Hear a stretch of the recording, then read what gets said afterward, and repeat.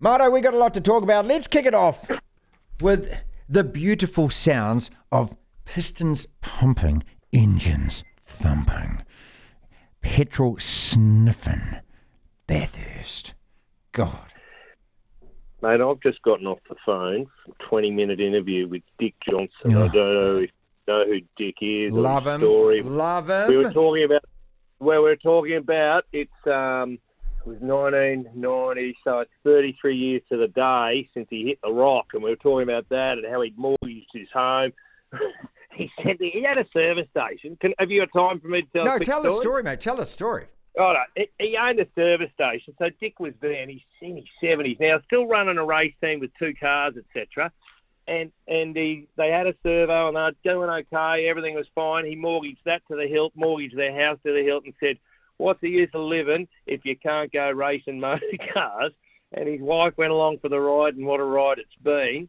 And he told me years ago, and I've got him to repeat it today, he was a swimmer when he was a kid. And I said, "Dick, was it about 10 or 11, your old man let you start driving?" And the pool from his house is a suburb of Brisbane, about 8 k's. His old man, he said, "No, it was 8. They had to drive to the pool. Every morning, his old man said, "I'll take you and the sisters to swimming training if you drive," from the age of 8. So it was Wow. etched in something going to be a driver, mate. So, yeah, Bathurst, one of the great traditions where most Australians drink a can every 3 laps, which equals a 30-can carton. So what a day for Australia. So we had Murph on the show. I love Murph. You love Murph as well. Yeah. 4-time winner, the hot lap, everything, mate. And I tell you what, I can listen all day to these guys about, just talking about cars, about driving that track. And because we all imagine it. We all imagine we could do it. It's like watching baseball. Yep. We all think we could play the game. We all think we could drive around Bathurst. My favourite bit is that bit where you come over the Big Dipper and all you see is sky. You can't see the track. How big are your nuts? Well, that's why it's called Skyline. And just there, because I covered motor racing for 3 years with Fox, it was incredible. They're still doing 165, 170 there and just drop. But they do know, because they do 160 laps during the race, they do know that there's a track on the other side. But, shit, anything can happen. It is incredible. And you know what? You do understand this.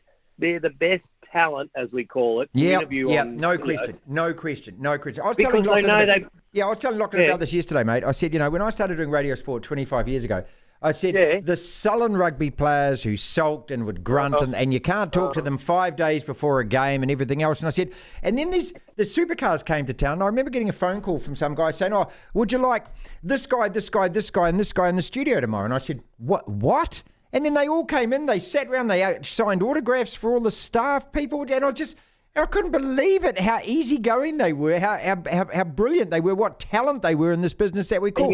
You know why that is, Marty? Because they've got to pay for the seat. They've actually got to pay for their bum to sit in that seat because it's such an expensive business. So they have to push all their sponsors, push all their rent.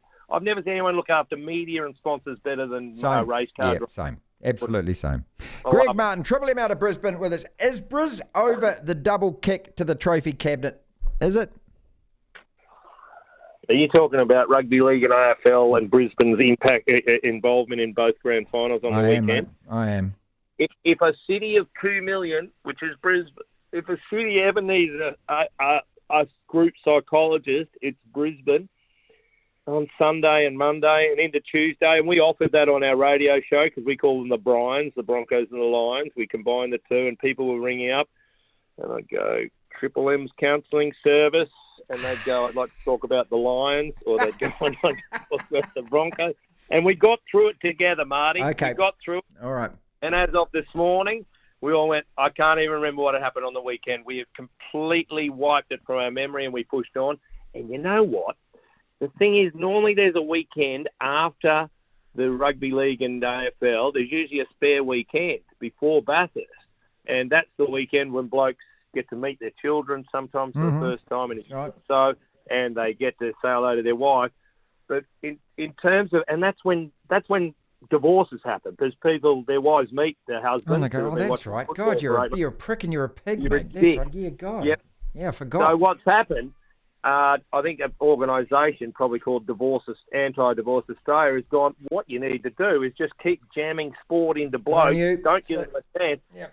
Because a mate of mine's Brisbane's best divorce lawyer, and he'll tell you after the first day after Christmas, and I think I've spoken to you about this, the first day he gets back after Christmas holidays, his busiest day of the year because people spend time together and they go, I actually hate you. And, so thank God. This is sport, keeping Australian families together. 161 laps this weekend. Triple M breakfast host out of Brisbane. It's a man show. They talk about man's things. The weirdest story in New Zealand sport this week, and it's not snorting cocaine off the Ranfurly Shield, and the fact that Greg, you know what happened to that trophy? It fell off the table, Greg, and it broke. Yeah, I know. These things happen. I know. Is that the weirdest story, or are you telling me there's no, so just a couple of things. None of the players have been drug tested because no, New Zealand Rugby are taking care of that. No, Hawke's Bay are taking care of that. No, you've got to contact the RPA. No, it's New Zealand. No, it's the RPA. So the hot potato got thrown around. The Shield hasn't been swabbed.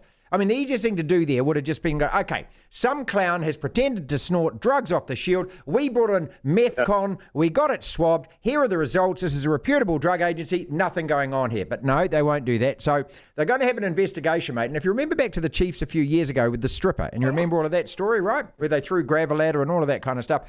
In the end, they blamed a 70-year-old bus driver. So what's going to happen here? He got the stripper? As the 70-year-old bus driver was tied to the Ranfurly Shield and it fell off the table. So that's sort of that story, okay? So that's not weird. What's really weird is what's emerged today, that Razor has been told not to attend All Black matches. What do you make of that? Well, at the World Cup? Yeah. He's over there, clearly. I haven't heard this one. So he's over at the World Cup, but is he allowed to just sit in the grandstand or not come down to the dressing room? Well, I would have thought that as a private citizen, he can attend any match. But the story has come out. Justin Marshall was talking about this on Supersport South Africa and said, I'll tell you something. And he said, and Scott Robertson's been told not to attend, too much of a distraction. The players don't need it. And apparently, where could that have come from? That could only have come from the All Black coach. And Justin must have only got it from Razor himself, because he's not going to just start talking stuff like that unless he's heard it from a good source. God, yeah. What's this World Cup you're talking about? When's that on? Don't know anything about it. Look, it's the one that you're going to be back in after Portugal blank Fiji in the last pool match. Marty, but you know what? It's bloody possible. So we're not giving up. You know the Wallabies are still training, if you call it that. They're still training because, well, they gave them 3 days off after our big. Don't forget. We gave it. We pumped Portugal, copped those big ones. Portugal. So we pumped them last weekend. 3 days off. We've had to go back to training because just in case Portugal beats Fiji, we could be in the quarters yet. And then, apparently. And then you'd have a soft opponent and you might be in the semis. And Eddie could be right all along. Told you, blokes. Told you. Told you. Every doubter in the place, mate. Come and ask me the question, you. Oh, God. That's a good impersonation from you too. But listen, there's real trouble. I don't do Facebook very much. I don't post much. But when I turn it on, 98% is what is going on with Australian rugby. I don't have the answers. But I tell you what, there's a few people raising some theories, and most of them are get rid of Eddie to start with. Oh, God. Final question I'm going to put to you then. Who wins the Cricket One Day World Cup? Because that's underway tonight. Now, we're going away to the Rugby World Cup because that takes 2 or 3 years. Yeah, when are you going? Well, we fly away on Saturday night. We fly away. So, and we're going to be there for the whole of the tournament. By the time we get back, there is still another 3 months to go of the Cricket World Cup. And I reckon if you surveyed 90% of blokes who normally watch a lot of sport, they'd go, who gives a stuff? Wow. It's that, one day? I mean, they will once it gets to the semi-final stage.